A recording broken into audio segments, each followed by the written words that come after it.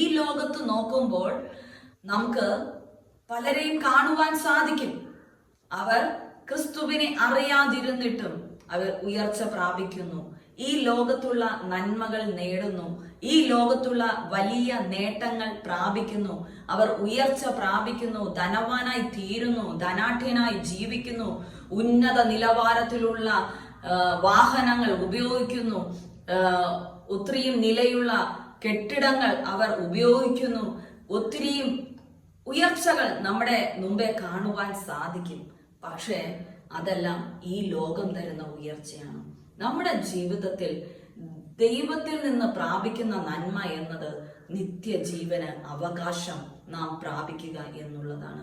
ആ നിത്യജീവന് നാം അവകാശമായി തീർന്നില്ലെങ്കിൽ ഈ ലോകത്ത് എന്തു നേടിയിട്ടും ഒരു കാര്യവുമില്ല. നമ്മുടെ ജീവിതത്തിൽ നാം നിത്യജീവൻ